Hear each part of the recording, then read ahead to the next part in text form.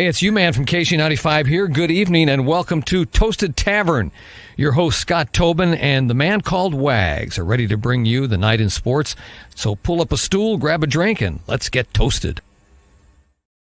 And good evening. Welcome into the latest edition of the Toasted Tavern. I am Wags, joined alongside, as always, by my co-host, Scott Tobin. And coming at you today on a day where a flurry of trades went down in the NBA, but the one that hit home was with the Blues and a longtime player here in St. Louis. We'll talk about that in just a few minutes, as well as some college basketball, the NBA, as we said, and we'll talk a little football. I'm not going to give you our picks tonight because we've got an interesting way we're going to reveal those, but we'll talk a little bit about the football game that's coming up on Sunday as well. But Scott, how's your week been? Been a little bit up and down weather-wise, a little dreary today, but we should be getting some good weather here coming up in the next couple weeks.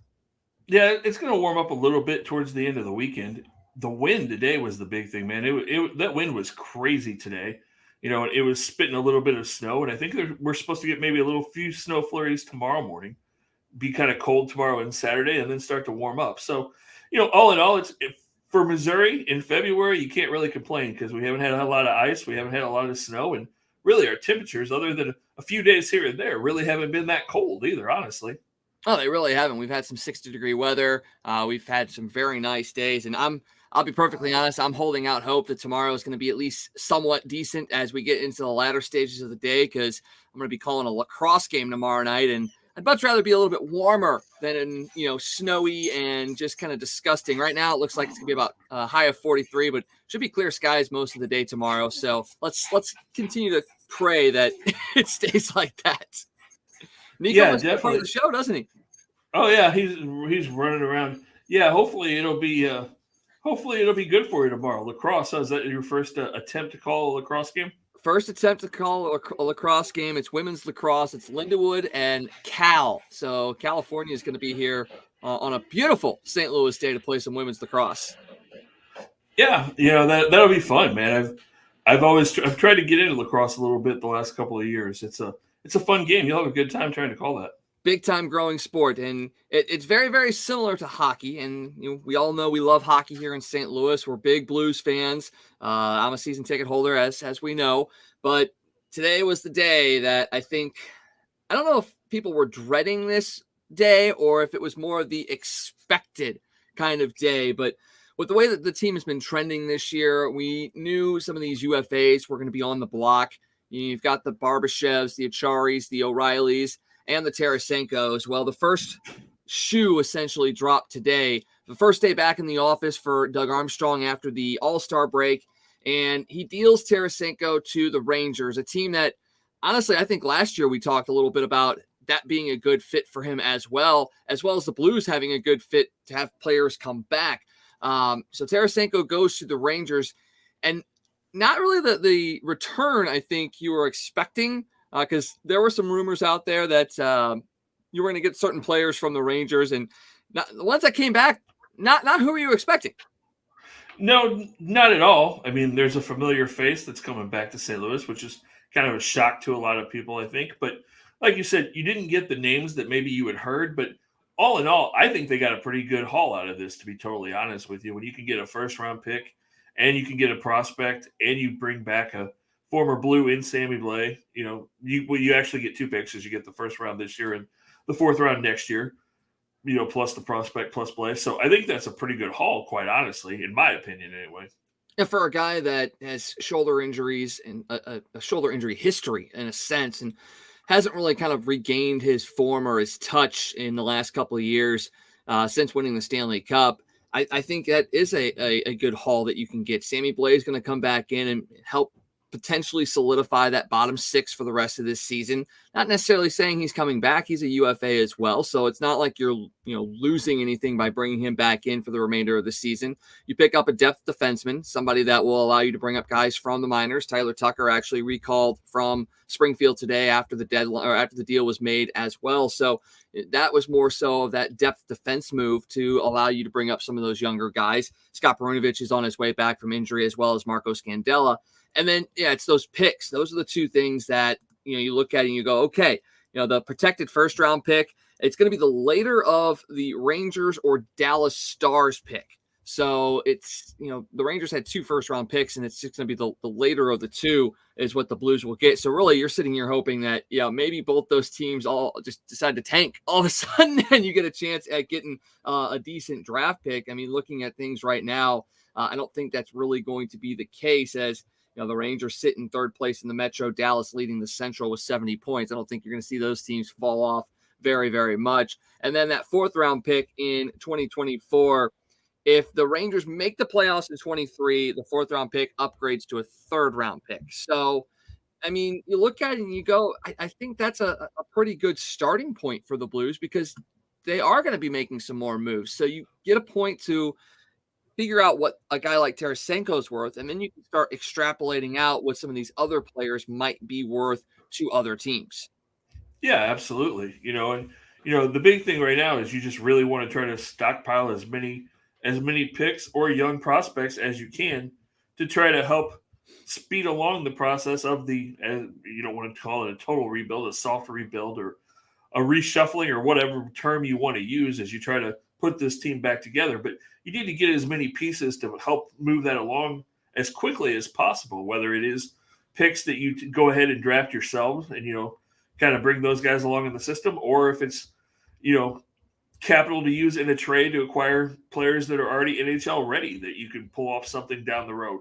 So, you just need to acquire as much as you can in the next few weeks with these free agents and see what you can do. And, we'll see where we are a month from now, a little over a month from now.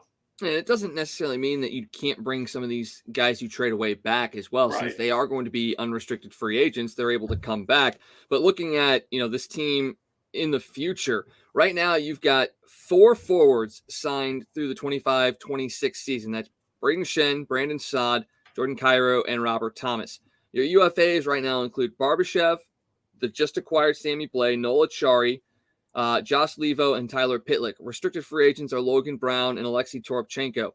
I think out of that group, the one guy that you're definitely going to be re-signing is Toropchenko. I think he's done a lot this year to prove that he deserves to get a contract. Him and Brown are also arbitration eligible as well. So you may still see Logan Brown coming back, although I don't think that's something you really need to do, because he hasn't done anything since he's been a part of this team. And then, dropping down to the defense, that's where things sit just really, really weird. And they have so many defensemen locked up right now, at least for the next 2 years. I mean, you've got Falk, Krug, and Parayko locked up through 26-27. You've got Leddy locked up through 25-26. You've got Bortuzzo and Rosen through next year. And then, as we said, a couple of guys coming back from injury. Marco Scandella is signed through next season as well. But Scott Perunovich is a restricted free agent. He's a guy that, is almost a mirror image of Torrey Krug. So do you look at trying to trade one of those two guys in either Krug or Perunovich to bolster up some of that as well? We talked a little bit before the show about it's going to be very difficult to move some of these defensemen, especially considering some of the contracts they had. Colton Parayko is probably not going anywhere. Justin Falk's probably not going anywhere. And you can't really move a guy like Krug or Leddy right now with the amount of money on those contracts. No, you wouldn't think so. You would think it would be awfully hard to move any of those guys. And Perunovich, I can't imagine, has any kind of trade value at all, because he hasn't proven that he can do anything in the league.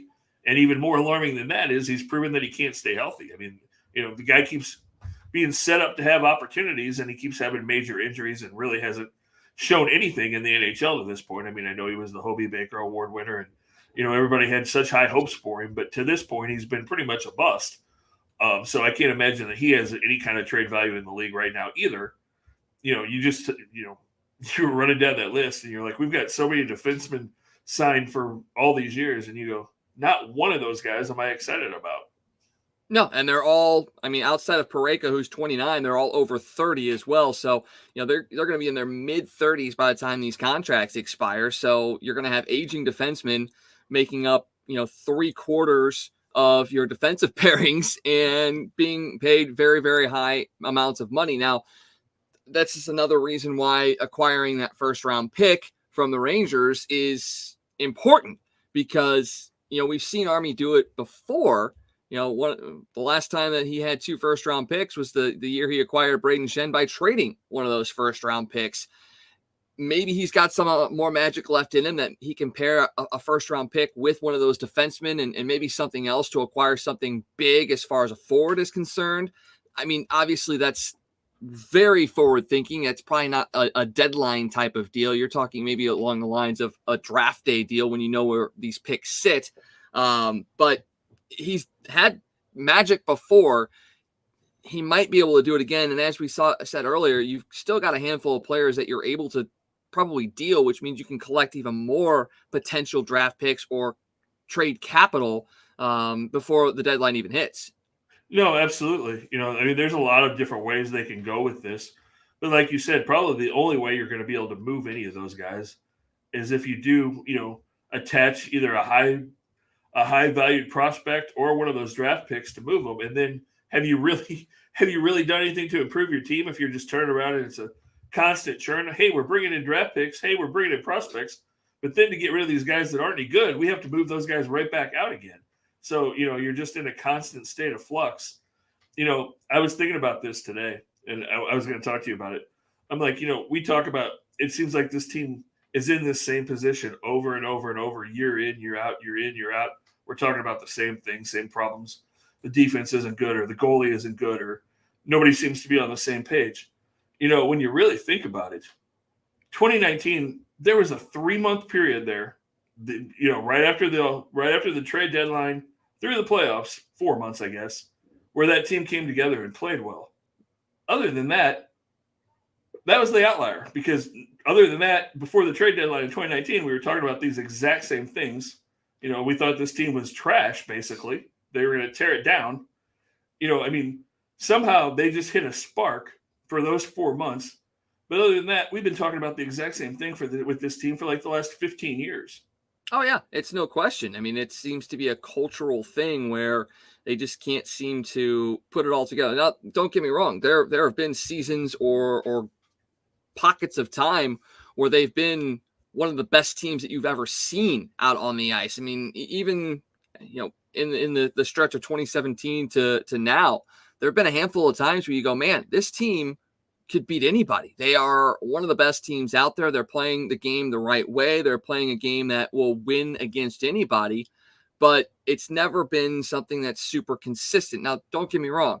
You can't have perfection every single day of every single season, but when you have the same sort of problems pop up in the same sort of time stretches, that's where you have to kind of sit back and go, what is it really? Because we talked on the last show or the show before about how it seems like every 4 to 5 years, at least since Joel Quenneville has left, since Quenneville was let go, it seems like every 4 to 5 years, regardless of the talent level of the team, regardless of the money being spent, any of that stuff, there's always coaching turnover. It's not necessarily always on the coach. The players end up quitting on the coach, or the mindset changes, or they just get worn down, or what have you.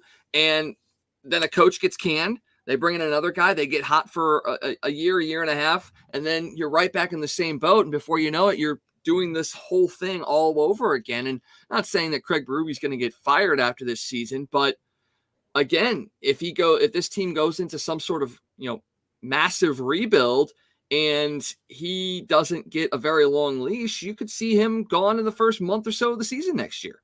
It's possible. And who would have thought that when he signed that contract extension last year? Yeah, it's just weird. And it actually goes back to before Quenneville. You could actually call it the curse of Mike Keenan. That's kind of where it started, when Keenan started tearing that team apart, because that team should have won. I mean, if he keeps that team together, that team should have won a couple of Stanley Cups. Gretzky should have stayed.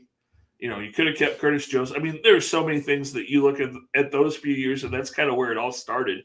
You could have had a dynasty there. He tore it apart, and then it's just been in a constant state of rebuild ever since. Well, I mean, Joel Quenneville held it together for a long time. I mean, you saw a lot of sustained success. But you saw a lot of sustained success. He did, although there were a lot of years under Quenneville where we saw the same things happen, where they just kind of fell apart at key moments. And, it was sustained success in one way, but there was never like a complete season. I mean, they would do, even the years that they had really, really good regular seasons, they got to the playoffs and then they just fell flat. So I mean, there's never been that like full season where this team has just been from start to finish. You go, wow, I really feel good about this team, because there's always something always happens. There's always some kind of drama. And it's just odd, like you said, with all the changing parts, coaches, GMs, ownership, that you have this same thing just keep coming up. It's just a really odd situation. They probably built, Enterprise Center on some former Indian burial ground, and it's all just coming to a head every 4 or 5 years. It's cyclical. Every 4 or 5 years, they rise up and tear this team down. Could be. You never know.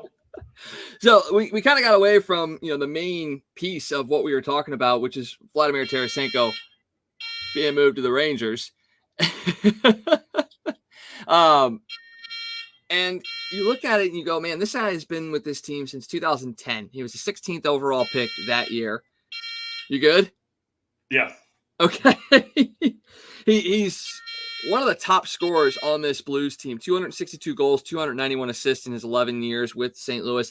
5th all-time in goals scored and in points. He's tied for 6th with Alex Steen for assists all-time with the Blues.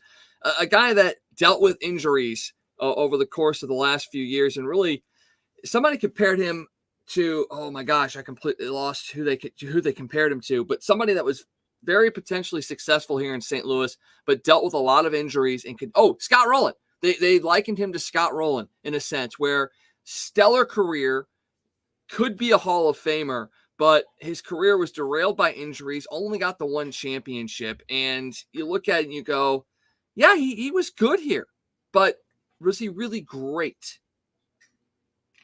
Yeah, I can see that comparison. Definitely very good players, just the injuries taking a toll on their careers. So I can definitely see where that came from. In Roland's case, I think he was great.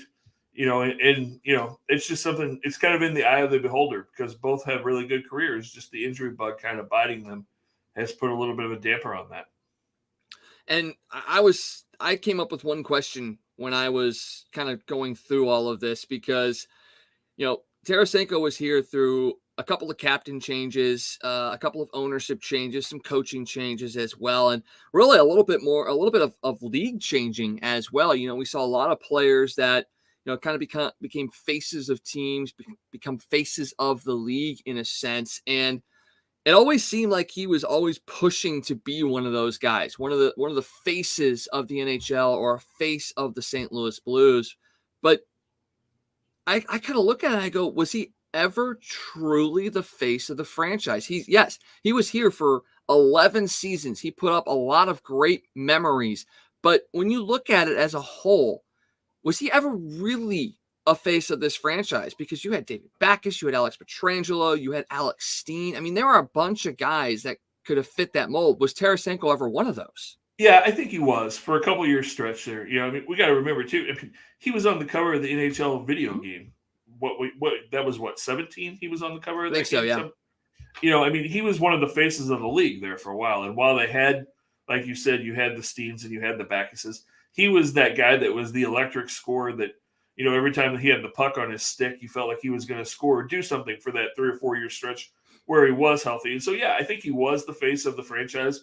I think nationally, people, when they thought of the Blues, that's who they thought of, because he was the guy who was on the highlight reels. He was the guy when the Blues made ESPN, it was because he scored some amazing goal or did something exciting or had a hat trick or something like that. So, yeah, I think there was a short period of a couple of years there where he really was the face of this team and one of the faces in the NHL.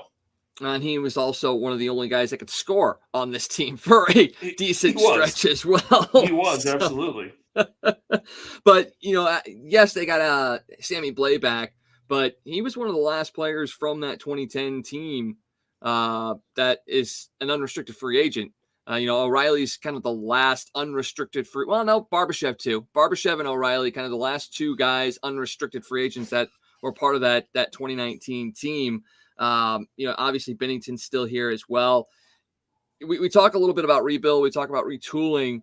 You look at this and you go, is this a turning point for this franchise, or is it just kind of more of the same and we're just going to continue to see? Because there's nothing wrong with something like this continuing, because they are successful. They continue to make the playoffs. They continue to, provide entertainment for fans. So there's nothing wrong with like not having a turn in the franchise, but is this one of those moments where, like when David Backes left or when Alex Pietrangelo left? I mean, is this one of those moments? I mean, to a certain extent. I mean, it's definitely a changing of the guard moment.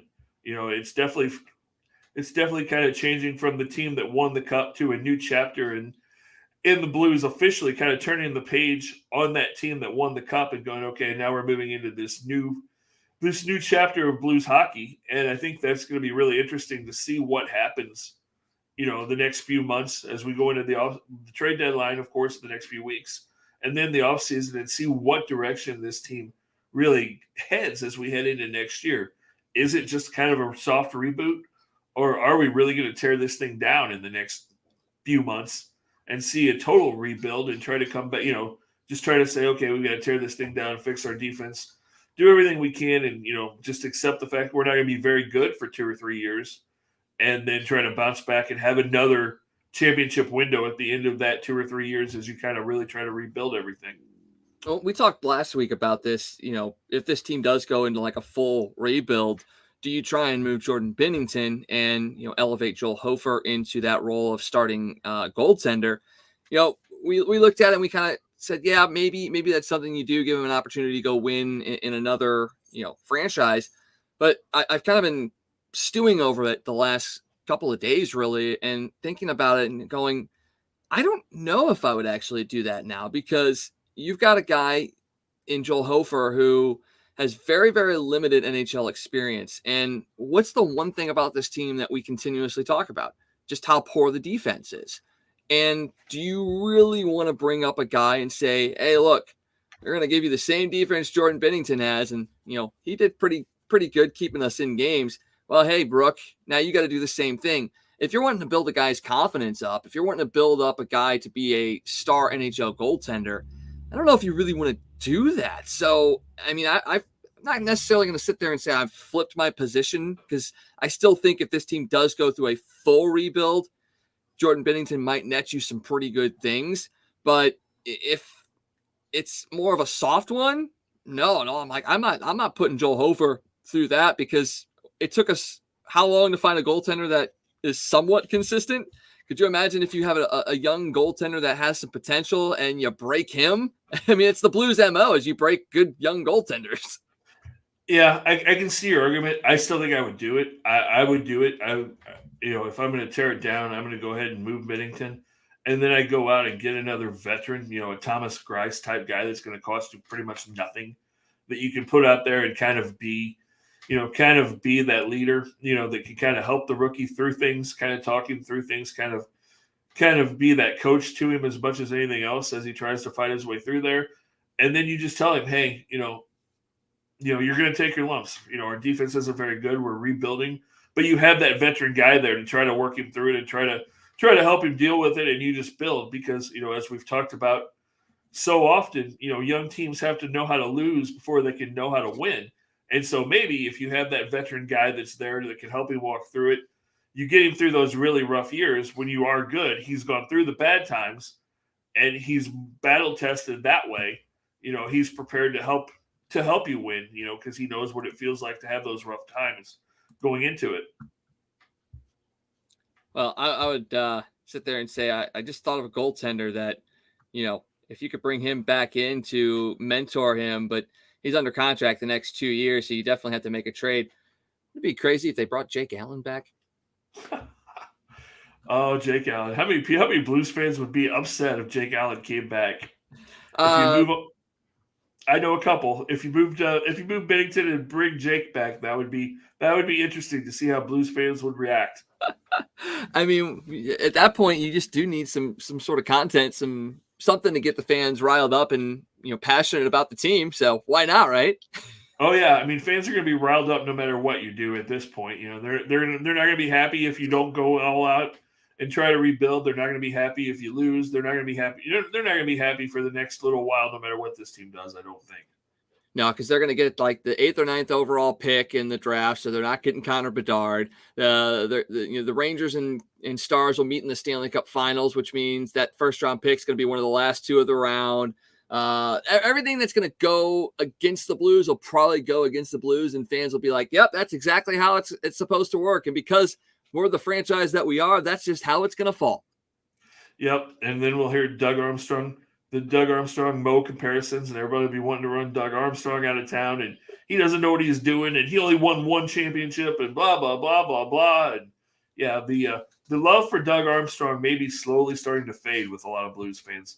I think it is for sure. I definitely do believe that's the case, and that's sort of the same thing we saw it as in the end of his tenure in Dallas as well. You get some success, you win a championship all of a sudden, and I'll be perfectly honest. This is not just a Doug Armstrong specific thing. This is every championship quality team goes through this, where you're successful, you win some championships, and all of a sudden those contracts get bloated, and then your team is full of high salaried older guys, and you have to reset. Chicago's going through it right now, in a sense. I mean, not saying that Patrick Kane and Jonathan Toews are going to be traded at the deadline this year, but if they are, all of a sudden that team is nowhere near what it was when they went on their Stanley Cup runs. And every team, I think the only team that really has been able, 2 teams really, that have been able to kind of sustain it are Tampa Bay and in a sense, Pittsburgh. And you look at Pittsburgh and they don't have a ton of big names. Yes, they do have big names, but they also have a lot of good supplementary players that fill the roles that they need to fill. And that's why Pittsburgh, for some reason, just continuously stays successful and in that kind of championship window for an extended period of time. Yeah, that's an organization that just knows how to do things the right way and just keep kind of, filling in with role players, doing whatever they have to do to keep that team successful year in, year out. And isn't it funny, a city like Pittsburgh, the Steelers are really good at that year in, year out. They win. They're always right there. The Penguins, year in, year out, they're always right there. And then you have the Pirates, and that ownership group and that organization just can't figure it out. No, they really can't. And they've got a beautiful ballpark, and they've got some very, very good and passionate fans. And yet they just, for some reason, cannot put it together. And, I think you go back to the 90s and maybe they're cursed. I don't know. Maybe something's happened to where those Pirates are cursed. Yeah, I don't know. It's weird. Like, they were so good in the 60s and the 70s. The 80s were not good. They had that early run in the 90s with Bonds and Bonilla and Van Slyke. And then they were horrible, until 2011, 2012 when McCutcheon and Polanco and those guys got there. Marte, they had their 3-year run. But then again, the ownership turned around and took all of those guys and traded them. You had Garrett Cole, you had Jameson Taillon, you had all of these young pitchers, and they traded them. And they're in a constant state of rebuild, unfortunately, because like you said, that's a passionate fan base in Pittsburgh and a neat ballpark. And it's fun when that place is packed in Pittsburgh because they do know how to support that team when they have a good product. Well, I was in Cincinnati late last year, and you could just tell what playing in an empty ballpark feels like. And I don't envy Pirates players, Reds players, Royals players to an extent, although when we were there a couple years ago, even when they weren't all that great, they still had a pretty good fan base that packed it in there. But yeah, to not play in front, and that's not just baseball, it's everything. Hockey, basketball. Yeah, yeah. If there's very few fans in the stands, it's a really weird experience.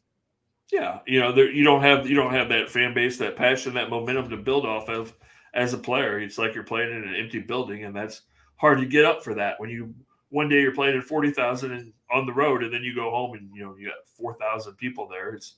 It's a hard thing for players to get used to and to get really into a groove when they're playing like that. And that's why we saw the weird sports world of 2020, 2021 when the pandemic hit. All right, let's jump over and talk a little bit about the NBA, something we don't talk a whole lot about, but holy moly, did everybody seem to go crazy here in the last 48 hours as that trade deadline came and went today. So many moves and so many big names moving as well. I mean, it started off with Kyrie Irving going to the Mavericks, but then Kevin Durant goes to the Suns. The Lakers decide to just move everybody in and out. The Clippers, Rockets, I mean, almost every single team in the West made some sort of move. But when you look at it, you go, okay, who actually made the right move in order to put themselves in position to win a championship? I mean, I think the winner of this trade deadline is pretty obvious. It's the Phoenix Suns, because you now have a big four in Phoenix that's as good as any team in the league. Kevin Durant joining that group. They should be the odds-on favorite to win the West and win the NBA right now. And it'll be a pretty big disappointment if they don't make a deep run in the playoffs. It was weird. The West went crazy and the East was kind of silent. There really wasn't a whole lot going on in the East. A couple of moves here and there. But, it's going to be really interesting. That Western Conference is going to be fun to watch in the playoffs because pretty much every big-name player in the league is now in the West for the most part. Yeah, I mean, you've got the Nuggets still sitting up at the top of the West. They made a move sending out, Bones Highland, who was scoring 12.1 points per game for them. And, they did pick up Thomas Bryant from the Lakers, a backup center who was averaging about the same amount of points. So I don't know if that's a really true 1-for-1 kind of swap. But I was interested to see that the Nuggets didn't really do much. They almost decided to kind of stand pat in a sense when they saw all these other big guys kind of being moved into the conference. Do you think the Nuggets are confident that their team offensively and defensively can match up against every single one of these teams and with who they brought in? It's going to be interesting to see what the Nuggets do in the next couple of days, because there's a guy in Utah that got traded to Utah who is probably going to come to a buyout settlement in Russell Westbrook. And early this afternoon, there were a lot of rumors that Chicago was interested, that he was going to go to the Bulls. As we've gotten later into the day, there's been a whole lot of clamoring going on that he's going to Denver. So, if you add Russell Westbrook to that Nuggets team, then that really changes their offensive outlook. And then they're right there. As like you said, they're the number one seed right now, but that just makes them that much more dangerous when you put Russ on a really good team. Yeah, I mean, just looking at their starters, Jamal Murray, who's out right now, Kentavious Caldwell-Pope, Michael Porter Jr., Nikolai Jokic. I mean, they've got a very solid group. Jeff Green, second, he's a backup forward there. They've got a good team, but it's a team of, I'm not going to sit there and say no names because, Jokic is phenomenal. He's a great player. Michael Porter Jr. as well. I mean, they've got a good team, but when you're looking at what all these other teams did to bring in name guys, it strikes me as just, again, odd that they didn't really do a whole lot unless they were banking on the fact that Westbrook would get himself out of whatever team he would get traded to and give them the option to bring him in. Yeah, and they've had kind of that core team together now for a few years, so you may not want to mess with that. They may just kind of wanted to keep things pretty much intact and see what they could do. And we talk about big names. Kyrie Irving's a name, but what has Kyrie Irving done on a basketball court in the last 2.5 years that anybody should be excited about? Nothing that I can think of. That's like I was strolling through Facebook today, and somebody had a picture of the Suns and the Mavs, and they said, "Oh, can't wait for this playoff matchup. Kyrie's going to light up Durant." And my comment was, Kyrie will find a reason to be, away from the team and screw another team over by the time we get to the playoffs. That matchup will never happen. I mean, it's very, very possible. I mean, you and I were talking about when the deal went down that, is his, mindset going to fly down in Texas? I mean, you thought up in, New Jersey, he was getting some trouble. Have that mindset down in Texas and see what happens there. And with, what's his name? Yeah, Luka. I mean, how are they going to play together? Yeah, I just don't see that being a match made in heaven. Because Luka likes to play the point. He kind of runs that offense. I don't know how he and Kyrie kind of mix and match in that situation. And, Kyrie is not exactly the guy who loves to share the ball a whole lot as a guard either. He's another me guy, although Luka kind of is to a certain extent as well. So it'll be really interesting to see how those egos mesh as we move forward, but I wouldn't expect a whole lot from Dallas, to be totally honest with you. I think it's going to be kind of like the train wreck we saw in Cleveland and we saw in Boston and we saw in Brooklyn and we saw, it's just kind of followed Kyrie everywhere he goes. So we will see what happens. Yeah, it's going to be a very interesting last couple of months to see how this kind of plays out. One team that you look at and you go,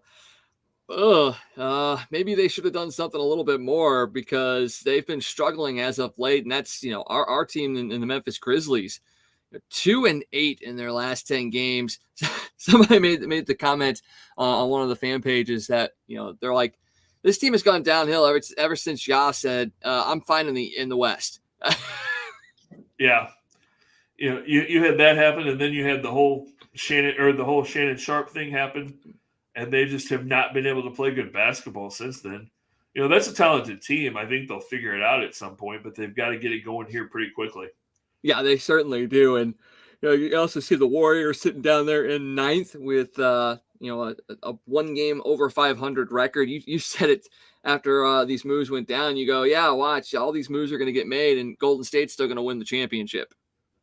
Yeah, I mean, if they get in the playoffs, you can't look past them. I don't care what seed they are. When you've got that big three still in the championship pedigree, they know how to win. They get in the postseason, even if they're an 8 seed. They're going to be scary because they can get on a run and beat anybody. We know that. They just can. So that's a team you've always got to watch out for. Pretty much anybody in the West that gets in the playoffs is going to have a chance. I mean, it's just really that deep. Although, like we said a little while ago, with what the Suns did with Durant, it's almost like when he went to Golden State, you already had the big three. Now he's kind of made it the big four there in Phoenix. So, it's a good place to go. You have to ask yourself now, though, who's the bigger ring chaser? Is it LeBron or is it KD? Because neither one of them can obviously do it on their own. Well, considering Durant has made somewhat good choices in where he's gone, I think they're neck and neck in a sense. I haven't followed it too closely though. Did Durant demand a trade out of New Jersey, or the Nets just going, look, we're gonna have to start recouping some stuff? Because if he didn't demand a trade out of New Jersey or Brooklyn or wherever they're playing at nowadays, I still would have to lean it towards LeBron in a sense. But if he demanded to get out of there, I definitely say Durant's right there. I don't think he publicly demanded. I think he made it well known that he wasn't happy. And I think the ownership just said, okay, this didn't work like we thought it was going to, which I remember when all that happened, I said, okay, this is a train wreck that's going to fall apart almost as fast as it came together. He didn't publicly say, hey, I want out, but I think he let it be known that he would be more than happy to get out of Brooklyn. And it's weird. You would have thought KD or LeBron, as good as they're supposed to be, could win a championship without having to have 3 or 4 stars around them. But obviously that is not the case. And so we'll just have to see. Which brings me to a post I saw today, which was the dumbest thing I've ever seen. There was actually a post today that said, since LeBron broke Kareem's scoring title, is LeBron the greatest Laker of all time? I was like, he's not even in the top 10 of greatest Lakers of all time. No. I mean, you could sit there and make an argument if you're going strictly on numbers and not where those numbers were collected. Because, you could sit there and say he's the greatest Laker of all time because he has the most points scored in the history of the game, and he's done a whole lot of things that put him up at the top of the league.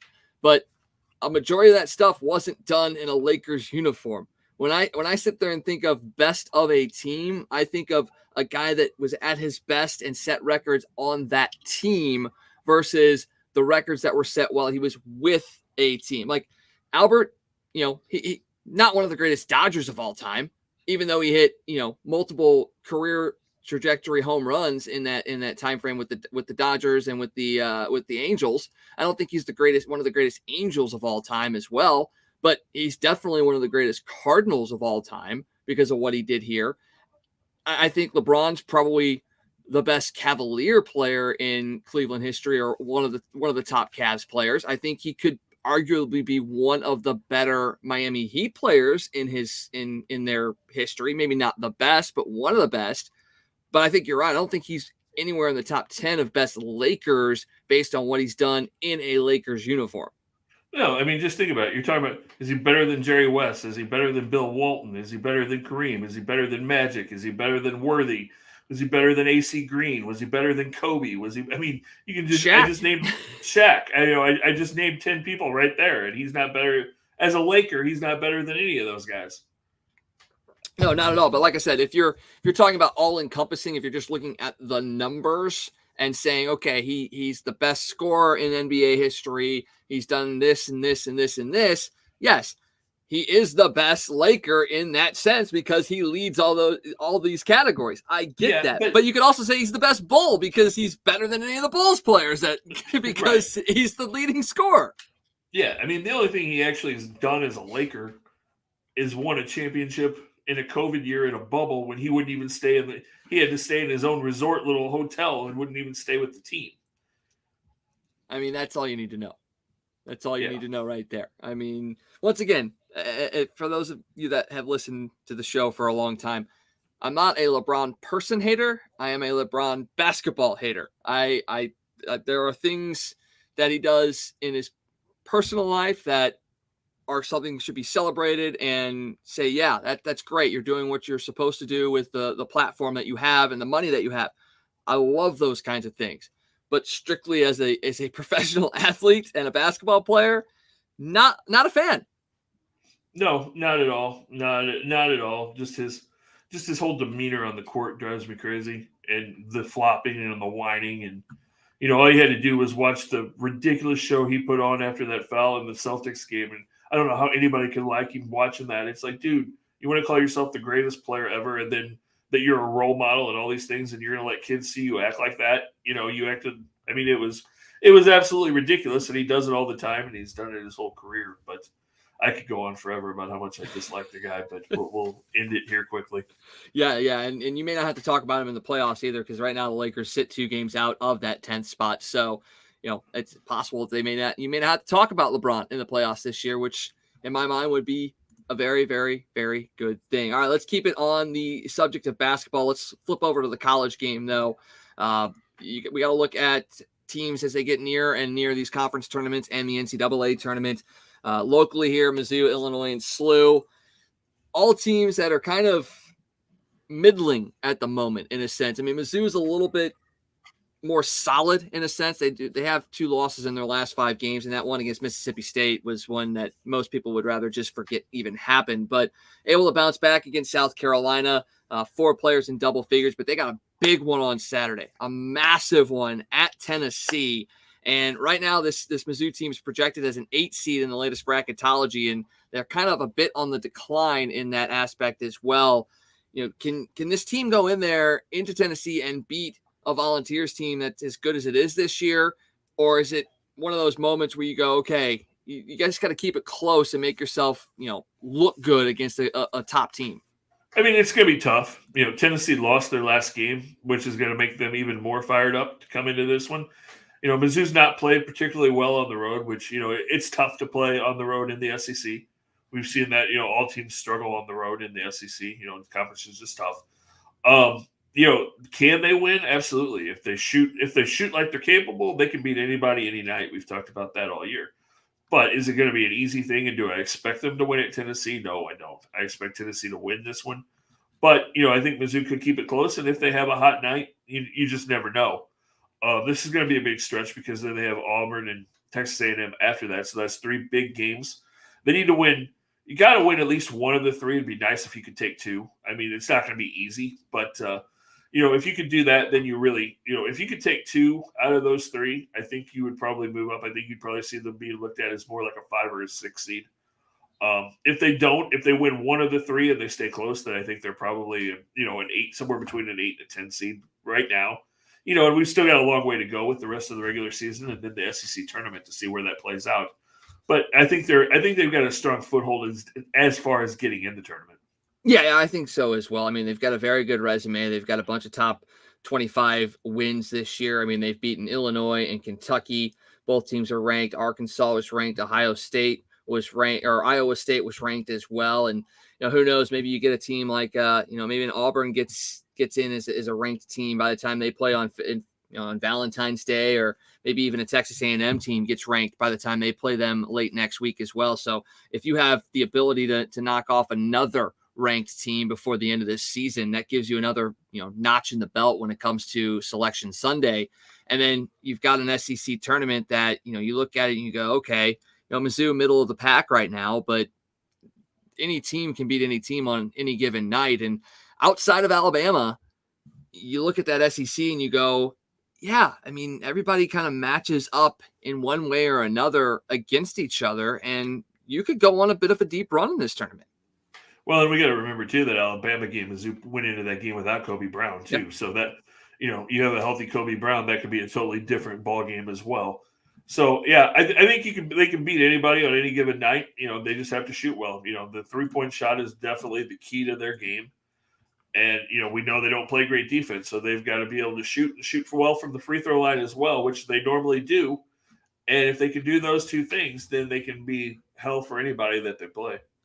That they can. Now, the Fighting Illini have kind of been up and down a little bit as well the last couple of weeks. They dropped a game against Illinois or against Iowa just the other night. They now sit 5th in the Big Ten, which you look at and you go, okay, 5th in the Big Ten. That's kind of, but they're really only a half game behind second place in a sense, as you see Indiana, Rutgers, and Michigan all sitting at 8-5, with Northwestern, Illinois, and Iowa at 7-5.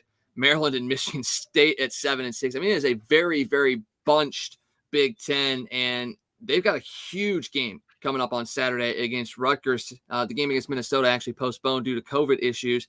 Game will be made up again on February 20th. But you got that game against Rutgers on Saturday, and then a week later, you got a game against Indiana as well. That one will be in Indiana. So two very big games coming up for Illinois that could help them get a little bit closer to the top part of that Big Ten conference and really maybe make that game against Purdue at the end of the season very, very important. It could be. Like you said, another really tough conference this year. Anybody in that Big Ten could win it. Illinois is a good basketball team. They have the same thing as Mizzou. They just have their on and off nights, but they can fight anybody in the country, and they could definitely make a run at Purdue, when they meet up. So, it's going to be interesting to see. They also have a pretty good foothold as far as getting in the tournament. I think the last bracketology update I saw had them as like a 6th seed. Yep. So, they're in pretty good shape. So you feel good about getting those two teams in. And then the third team is SLU, and, they've played a weird season. They've been kind of up and down, although they're right there in the A10 conference is at the top. They're right behind VCU for that top spot. And, when the bracketology came out the other day, they had VCU and as a 12 seed as an at-large. So, there is a possibility that if a team like SLU would get into that tournament and make a run, play well the next few games of the regular season, and then you make a run in the tournament and say you get to the championship game and lose to VCU, potentially you do get in as like a 12 seed, as an at-large. That's the one chance there is, I think, of there being two teams out of the A10 getting into the tournament, is if a team like SLU would lose in the championship game to VCU. Well, and they've got a chance to make some hay the last couple weeks, because they got a game tomorrow night against Dayton, who sits just a half game behind them in the A10.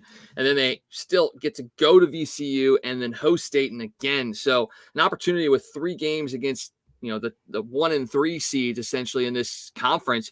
You still got a chance of winning the regular season conference overall, giving yourself a nice, 1 seed going into the A10 tournament, which I believe last time I saw it, the A10 is a double bye conference tournament, isn't it? It is. So, it is. You get that, and all of a sudden you're almost setting yourself up to get into the finals.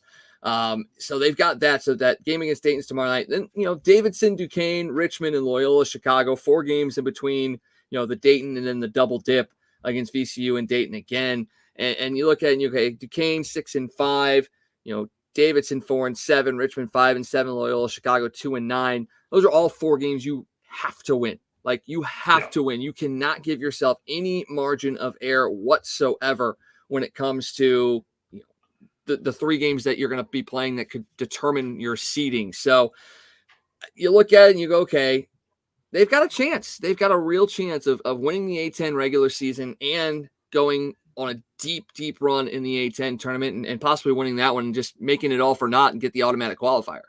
Right.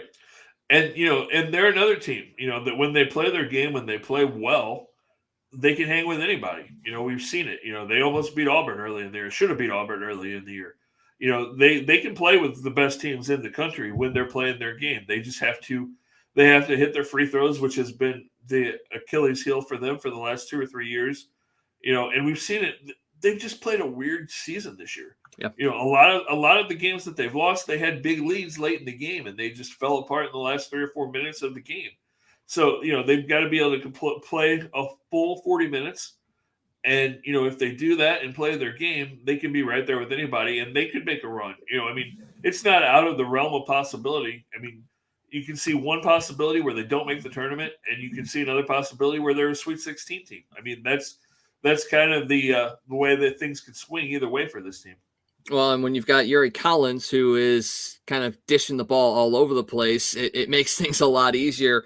He became the A10, not just the SLU, but the A10 all-time assist leader just the other night. So a big congratulations to him. And, I saw this. I talked about this a couple years ago when we were with somebody else, and, they were big into Yuri Collins, and, it was really at the beginning of his career. And it's like, okay, look, I appreciate, you being excited about somebody, but I got to see something before I can go, okay, yeah, I get, he's done it. Yuri Collins has definitely shown that he is that guy, and he can do it consistently year in and year out. So I think he is destined for some big things here in the next couple of years. I agree. I got the chance to watch him too a little bit at St. Mary's. Got to call a couple of those games his junior and senior year. Saw him play 3 or 4 times, and you can definitely see the potential there. And he's definitely capitalized it and just improved and improved and improved. And he's definitely got the possibility, got the talent to be an NBA point guard. So I think his future is really bright. I think we'll see him play on the next level. All right. I got to ask you this one. This is a question that I don't think gets asked a whole lot, because I think everybody has a different style of play they like to watch, but we're getting close to conference tournament time, and there's always a lot of really, really good games in these tournaments. But what's the one conference that you're looking at and going, okay, if I were forced to watch every single game of this conference tournament, which one would intrigue you the most and give you the most potential to see multiple good games? It's going to come down to what type of basketball you really like. If you like high scoring games with, questionable defense, but, you're going to see, 90 to 83 games, 78, 76 games, you're going to watch the SEC. If you like 90s style basketball where teams are going to go in there and they're going to bang and they're going to be physical and they're going to play defense, you're going to watch the Big Ten. It just comes down to which style of basketball you prefer. But, whatever kind of ball you like, you're going to be able to see some really good games. You just have to pick your conference pretty much. Oh, good dodge of the other question there. Hey, there's plenty of style for whatever you like, man. You just have to pick and choose your games. There is. And, I was looking through a majority of the conferences before we came on the air, and I was like, okay, there's got to be some conferences that, you can tell clearly who's going to be the winner and who's not. I had a difficult time. A lot of these conferences are so tightly packed, and everybody is all within a couple of games of each other that I don't even know if I can sit there and say, okay, I am 100% confident that this team is going to win their conference tournament and get their automatic qualifier. I mean, unless you're talking about the really small conferences, all the big ones, it's anybody's game. And how weird is it when you say I'm going to pick 2 conferences and you're talking college basketball and you don't mention the ACC? Yep.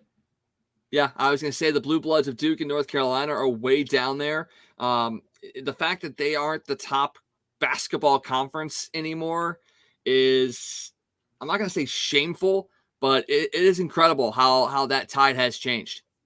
Yeah, and it'll probably swing back in that way at some point. But yeah, it's weird. You talk about college basketball and you look at the polls and you start scrolling down and going, wait a minute, I don't see Duke. I don't see North Carolina. I don't see Kentucky. I don't see Georgetown. I don't see these teams that were the perennial powers for so many years. They're not there.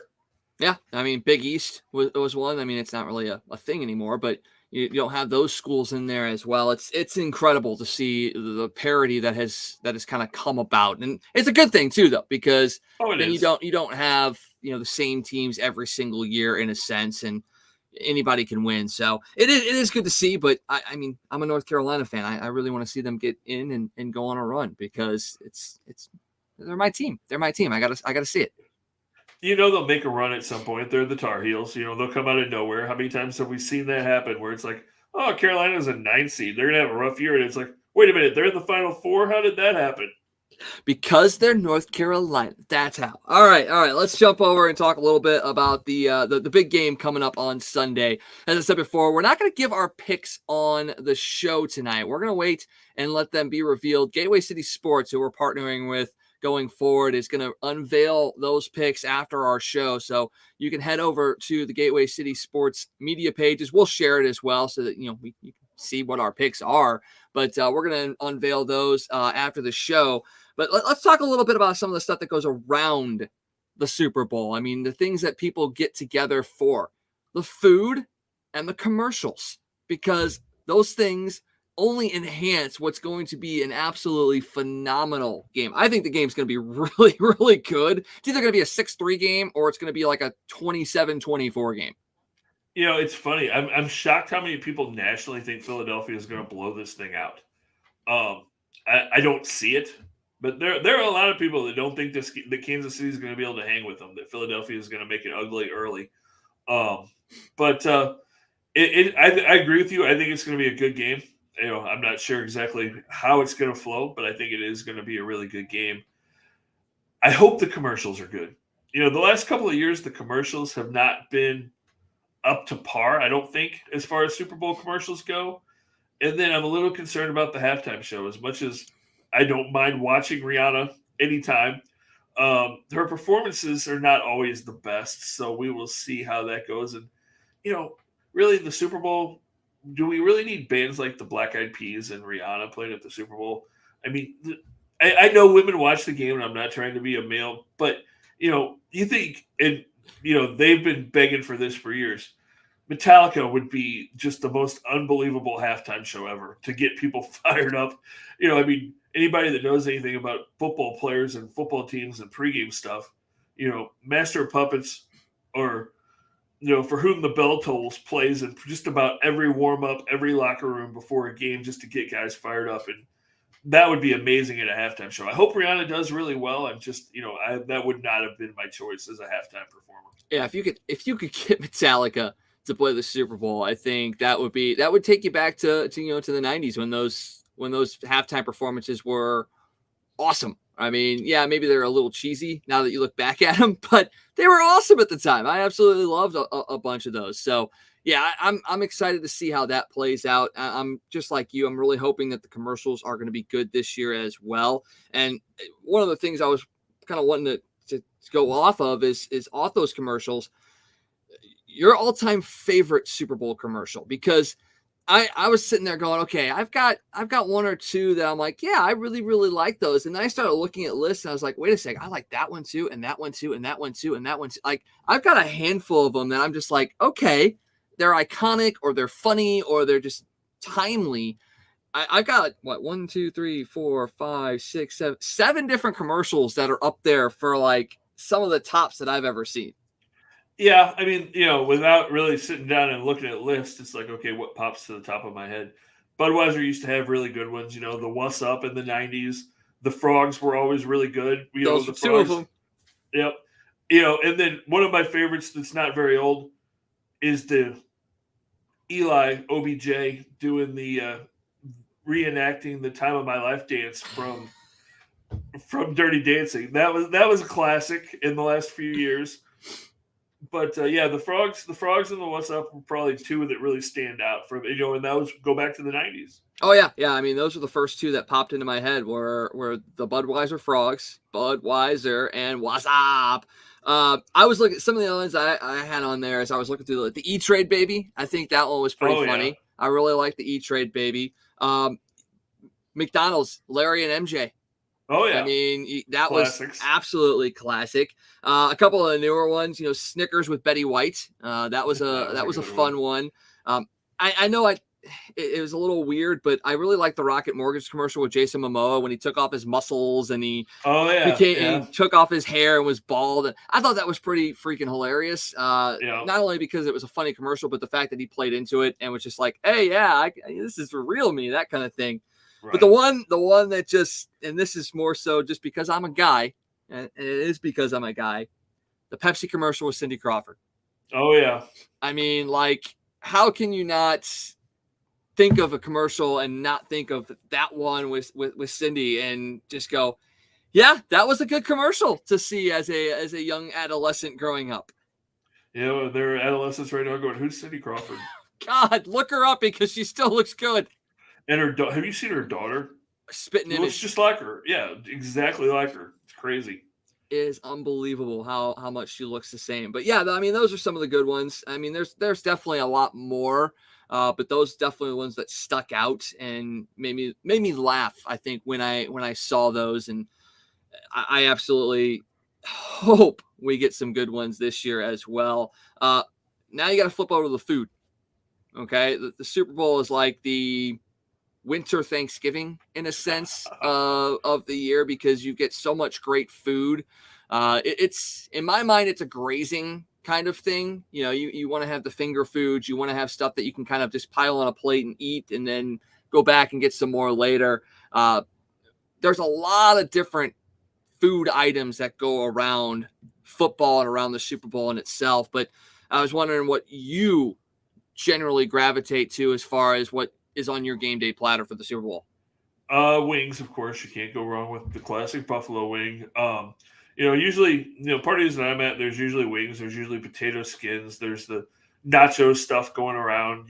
There's usually some kind of chili there, hot dogs, that kind of just the typical normal, game day football type stuff, and then all kinds of desserts, and then usually the alcohol is flowing as well. You can't have a Super Bowl party without having a little cocktail or two, but just the traditional stuff. Don't get too crazy. I say for us, it's the Little Smokies. Those are the ones that are always a big hit. Little Smokies. We come recently into shrimp. Shrimp has been a big one. Yeah. Once again, just kind of a finger food that you can get into. This year, though, I think we're going to be celebrating my nephew's birthday on Super Bowl Sunday as well. So we're going to kind of change direction a little bit. I think we're actually going to have pizza this year because it's his birthday. So not exactly his birthday, but we're celebrating his birthday. So we're getting pizza and stuff like that. So it's going to be a little bit of a different Super Bowl for sure. But yeah, you got to go with the finger foods. You got to go with the wings. All that stuff has to be a part of it to make it a good Super Bowl Sunday. I'm excited. I cannot wait. This is the first one I'm going to be able to watch in the last 3 or 4 years because normally I've been in Chicago for a hockey tournament. So I'm pretty excited. Yeah, that'll be fun. I'm glad you actually get to watch it. Best Super Bowl party I ever went to. My buddy lives right outside of Baltimore, and maybe I've told you this story. I jumped into my car the last time the Ravens were in the Super Bowl. Jumped into my car on a Friday, left St. Louis, drove the 17 hours to Maryland, got there Saturday afternoon. We hung out Saturday night, watched the Super Bowl on Sunday, went to the Super Bowl parade on Monday, got out of the parade Monday afternoon at like 4 o'clock, got in my car, had to drive straight back home because I had to be at 17-hour drive. I had to be at work in 19 hours. Damn.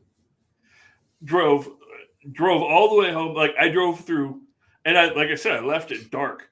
So I left Maryland. It was sunny there.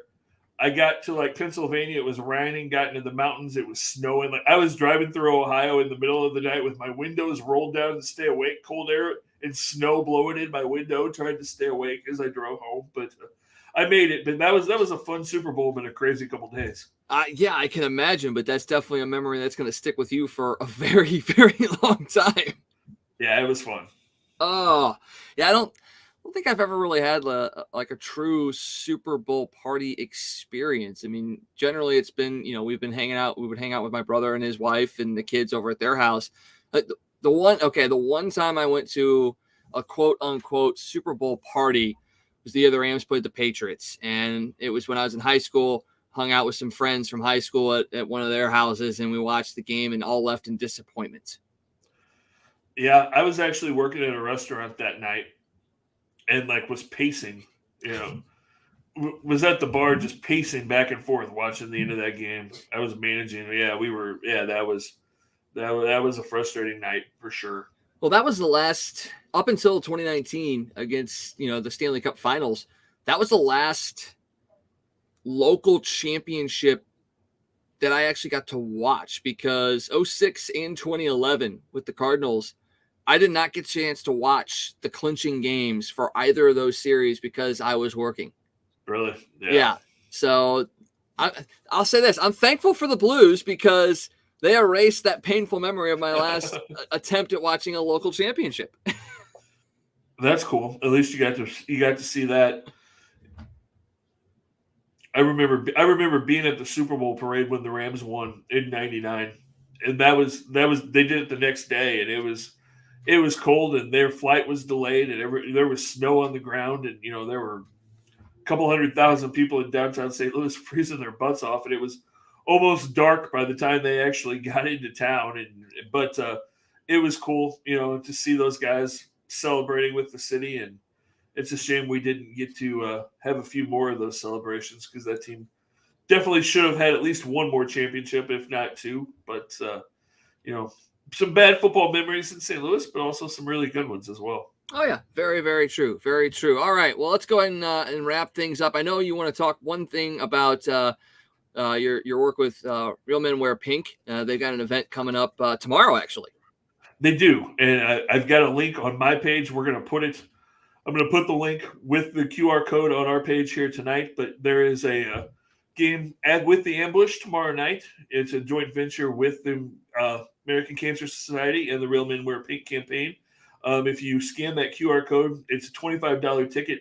$5 immediately goes from those $25 to the American Cancer Society to help with the battle against breast cancer. So please do that. And if you do that, you get automatically entered in a chance to win an autographed pink Ambush jersey signed by all the players. And there's a bunch of different things that go along with it. So if you're still looking for something to do tomorrow night, run out and see the Ambush and support the American Cancer Society and the Real Men Wear Pink campaign. Yeah, I mean, if it's going to be cold tomorrow night, go somewhere where it's going to be warm and see a lot of exciting action, because the Ambush have been quietly very, very good the last couple of years. And it's one of those things. I remember back in the heyday when they were playing downtown and going to Ambush games. It was an absolute event on the weekend. So you got to make sure we kind of make that happen again, because soccer in St. Louis is continuing to push forward and grow.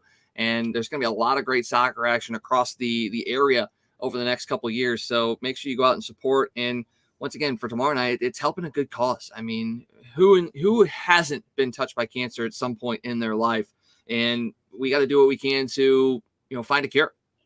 Yeah. If you haven't been touched by cancer, you probably will be at some point in your life, whether it's a relative or a friend or yourself. So, if you can help, please do, because it is such a worthy cause and they do such amazing things, not just in the area, but around the country. So, please get out and help and support that in any way you can. One other real quick thing before we go, we were talking about St. Louis football history. I'm going to encourage you, and actually our friend over at Gateway Sports, Gene Bonds, shared this on his page today, but our buddy Tim McKernan on the balloon party today, his whole show, he was going back and played some audio of the history of St. Louis sports from the 80s through now, and what happened with the football Cardinals and some of the behind the scenes things that will upset you when you listen to it, of how we lost a football team with the Cardinals that should have never left St. Louis. And we kind of did it to ourselves. Our leaders in this area did it to ourselves. And then the things that went on with the Rams, and also how all of that cost us an NBA team as well. So, like I said, Gene shared that on Gateway Sports, so go check it out, or go check out, Tim's got it on his page as well, Balloon Party, and timmckernan.com. So go check that out, because there's interviews with former mayors, Vince Shamel, and the former county executive, Gene McNary, that were involved in all of that and their recollection of everything that went down. So if you're interested in the history of St. Louis and what happened to two football teams and a potential NBA team, go check that out for sure. Yeah, always great stuff from Tim McKernan. He dives deep into things that a lot of people try to shy away from, in a sense, and he gets down to the nitty gritty of it, and really kind of exposes the actual truth and makes you go, oh man, yeah, maybe we're not as good as we thought we were. Yeah, well, he's not afraid to upset people, you know, Yes. and doesn't really care what anybody thinks. He's going to let you know what happened or what he feels like happened, and you got to love Tim. He's been doing it for a long time now. That he has. All right, you got anything else before we head out tonight? I'm good, man. I just hope everybody has a safe Super Bowl weekend. You know, go out, have fun, but if you're drinking, make sure you don't drive. You know, have a designated driver, get an Uber, do whatever. Go out, party, have fun, but be safe. Don't throw away your life or somebody else's because you had too much fun and were too stubborn to do the right thing. Oh, I cannot agree any more on that statement whatsoever. Don't forget, check out Gateway City Sports for our official Super Bowl picks. We'll also be sharing those on our page once those are released. I think you're going to see some very, very similar picks for both of us going forward for this Super Bowl. And don't forget, we'll be back next week to recap what went down in the Super Bowl. We'll talk about the resumption of the NHL season, the NBA and NHL seasons, the NHL trade deadline coming up. We're going to be getting ready for spring training because the Cardinals will get that underway next week. Holy cow. Unbelievable for sure. So for Scott Tobin, I am Wags. Thank you guys for joining us tonight. Stay safe out there. Enjoy the Super Bowl. We'll see you guys next week. Hey, it's U-Man here from Casey. For all your sports news, catch the Toasted Tavern with Scott Tobin and the man called Wags, weeknights at 9 p.m. You can follow Toasted Tavern on Facebook, Twitter, Instagram, and YouTube. Let's get toasted.